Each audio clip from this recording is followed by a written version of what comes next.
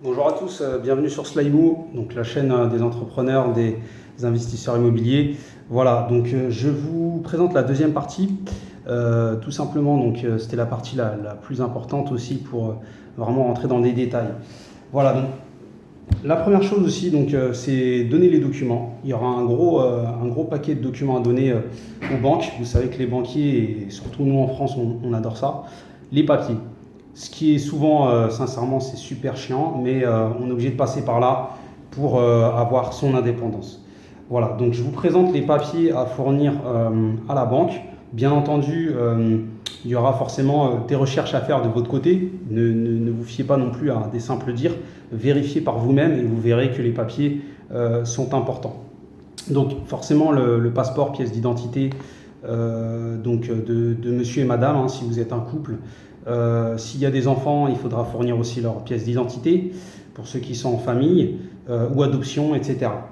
Le livret de famille, pour ceux qui ont des familles, une fois de plus, hein, si vous êtes célibataire, ça va aller plus vite. Il y aura moins de documents à donner. Donc pour les familles, livret de famille, voilà, à fournir. À côté de ça, vous allez avoir donc des justificatifs de domicile, hein, quittance de loyer. Voilà, donc comme je vous ai déjà dit tout à l'heure dans la première vidéo, si vous êtes hébergé, ça c'est un gros plus parce que l'hébergement on le néglige beaucoup, mais ça vous enlève des charges. Donc à vous de réfléchir comment vous pouvez vous organiser. L'hébergement vous enlève une grosse capacité financière en moins et ça, le banquier adore. Ils se disent qu'il n'a pas grand-chose en charge qui sort chaque mois. À vous de voir comment vous voulez vous organiser. Je vous donne un petit clin d'œil, vous imaginez bien ce que je veux dire par là. Les justificatifs de domicile, on en a parlé. Il faudra les avis d'imposition. Forcément, les avis d'imposition, il faut au moins les trois derniers avis d'imposition. Donc, il faut toujours avoir ces papiers prêts à dégainer en cas de demande de X crédit ou X chose. C'est toujours bien d'avoir vos papiers déjà bien rangés.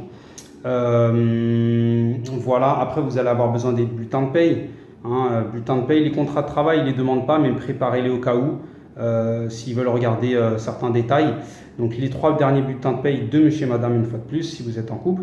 Et vos justificatifs donc, de domicile, j'en ai parlé tout à l'heure.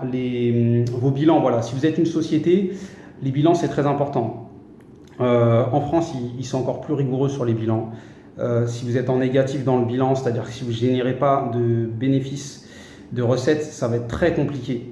Ça va être très compliqué. Maintenant, si vous avez un exemple, voilà, une société qui est en bonne croissance, il faudra se dire aussi qu'il faut peut-être 2 ans, 3 ans de bilan, car les banques elles prêtent à ceux qui ont des années d'expérience et quand il y a une seule année, ça reste relativement compliqué. Donc choisissez vraiment, si vous avez des sociétés, peut-être attendre les 3 années complètes. La deuxième année, ça peut passer, ça va dépendre du bien et de la valeur, mais une année, ça suffira certainement pas en général. Après, je ne dis jamais jamais, car dans la vie, avec un seul bilan, il y en a qui ont eu des crédits et ça dépendra de vous, de votre présentation. Donc tentez le tout pour le tout. Maintenant, soyez judicieux, essayez de jauger un petit peu. Si votre société génère beaucoup d'argent, forcément un bilan, ça peut passer, mais si elle génère peu de revenus, voire pas du tout, vous êtes à zéro, vous n'êtes pas dans le bénéfice ni dans le déficit, le résultat il n'est pas au plus, donc ça risque d'être compliqué. Peut-être attendre la croissance pour pas vous griller auprès des banques. Si vous êtes dans une petite ville, forcément les petites villes, donc les banques elles sont assez rapides. Dans les grandes villes c'est différent, vous pouvez faire une banque ou deux et vous faites griller, vous en avez plein d'autres. Maintenant, pensez à être stratégique si vraiment vous êtes dans une petite ville, parce que les petites villes ça va plus vite. Souvent on oublie qu'Internet, on peut voir une banque ailleurs, mais c'est vrai qu'en France, ils procèdent beaucoup, on va dire, sur des situations géographiques. Voilà, donc essayez d'être stratégique parce que les banques, une fois de plus, elles réfléchissent très à l'ancienne. Vous habitez dans telle ville, même si c'est un petit patelin, c'est pourquoi vous ne faites pas votre crédit dans telle ville. Voilà, donc il y a d'autres banquiers, c'est l'humain qui va prioriser, mais d'autres, ils vont être vachement catégoriques, donc pensez à ne pas vous griller sur ça. À vous de vous renseigner si vous êtes dans une petite ville ou une grande, combien de banques vous avez autour de vous. Faites déjà votre petite étude de marché, votre petit benchmark, combien de banques il y a, les meilleures, etc. Et prenez des infos avec vos amis qui ont d'autres banques. Est-ce qu'il y a des conseillers sympas dans telle banque, telle banque, telle banque. Voilà, sympa ne veut pas dire on va prendre un café, on va rigoler. Vous, ce qu'il vous faut, c'est votre crédit. Donc savoir s'ils sont vraiment à l'écoute du client et qui sont plus ou moins open pour les crédits. Il y a des banques qui le sont moins. Voilà, à vous de voir. Sachez que début d'année en janvier, chaque banque a un panier de finances pour les crédits immobiliers. Donc c'est sur le début d'année, c'est un peu après Noël, quoi. Salut le cadeau, Papa Noël il arrive, il ramène le sac rempli de bons billets et on lance on va dire un plan financier pour faire du crédit avec les clients. Forcément ils choisiront les meilleurs clients, mais si vous arrivez début d'année avec un beau projet, vous avez aussi plus de chances que ça soit validé qu'en fin d'année où les banques, leur budget annuel est plus ou moins fini. Voilà, pensez bien à ça. Pour ceux qui ont des sociétés, donc on fera peut-être une information là-dessus, parce qu'il y a pas mal de choses à savoir aussi. Les documents, donc vos prêts, si vous avez des prêts en cours, leasing, prêts de consommation, etc., il faut que tout soit ficelé. Le mieux, c'est de ne pas en avoir. Si vous en avez, il faudra les donner, ils vont vous les demander. Vous avez aussi donc tout ce qui est possibilité, si vous avez vraiment vous voulez votre crédit, que vous sentez que vous êtes trop juste au niveau du taux d'endettement, il y a la possibilité de l'hypothèque. L'hypothèque, c'est quoi? C'est un bien, par exemple, votre maman ou votre papa, ils sont super bien financièrement et du coup, ça peut vous permettre de mettre ce bien en hypothèque. Voilà, à voir. Parce que du coup, si vous êtes carré et qu'il y a des gens qui le font et ça se passe très bien, mais le but, c'est pas si vous le faites et que vous n'êtes pas carré, de vous faire saisir la maison. Donc, c'est 2 poids 2 mesures. C'est une fois de plus à vous de décider. La balle est dans votre camp, je vous donne des solutions, mais ne faites pas n'importe quoi, car l'hypothèque, c'est vraiment quand vous avez les épaules stables et que vous pouvez le faire. Maintenant, il y en a plein qui l'ont fait et qui s'en sont super bien sortis à ce jour. Donc, à vous de voir. L'hypothèque, volet fermé, les devis de rénovation. Quand vous avez présenté votre dossier, forcément, on va parler des biens que vous voulez obtenir et que vous voulez acheter. Il faudra des devis. Si c'est de la réno, faites déjà tous les devis, tout carré de A à Z. Il ne faudra rien oublier dans ça. S'il y a de l'électricité à faire, il faudra mettre l'électricité. S'il y a de la plomberie, la peinture. Si vous avez de la famille qui bosse dans le bâtiment, mettez justement que vous allez diminuer certainement le budget, donc il faudra un devis quoi qu'il arrive, mais que vous allez avoir des meilleurs prix. Donc ça peut aider le banquier à vous financer parce qu'il se dit tiens, un papa ou une maman qui a de la famille dans la maçonnerie, ça peut vraiment vous aider. Après, donc, faudra vraiment ficeler on va dire ce volet vraiment rénovation, construction. Donc si c'est de la construction, il faudra les plans d'un architecte. N'hésitez pas déjà à anticiper. Si vous avez des amis architectes, ça c'est le top. N'hésitez pas à leur demander un plan et puis soit vous les payez tout de suite, forcément, ou c'est possibilité des fois de vous arranger avec eux, de payer dès qu'il y a l'accord du crédit. Enfin voilà, ça c'est vraiment quand on a des amis. Sinon, n'hésitez pas, ça coûte 500 €. Ça dépend des budgets de la maison, mais des fois c'est bien d'avancer et de mettre le pied dans le plat. Et même si ça passe pas cette telle banque, ça va passer dans une autre si votre projet est carré. Et ça vous force aussi à avancer parce que vous avez déjà avancé de l'argent, donc vous allez vouloir encore plus ce crédit. Plan de construction, on en a parlé. Il faudra une estimation, une évaluation. N'hésitez pas avec des partenaires immobiliers, donc Century 21, etc.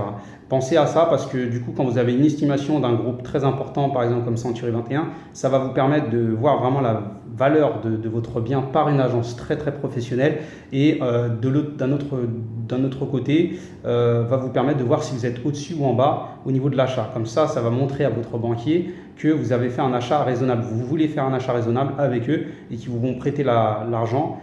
C'est pas parce que vous êtes gentil ou quoi que ce soit, c'est parce que vous êtes carré. Ils sentent une certaine confiance. Vous sentez vraiment en cette personne-là. C'est comme ça qu'ils vont vous voir. Quelqu'un qui a la tête sur les épaules, il sait ce qu'il veut. Et il a fait une grande étude bien mûrement réfléchie.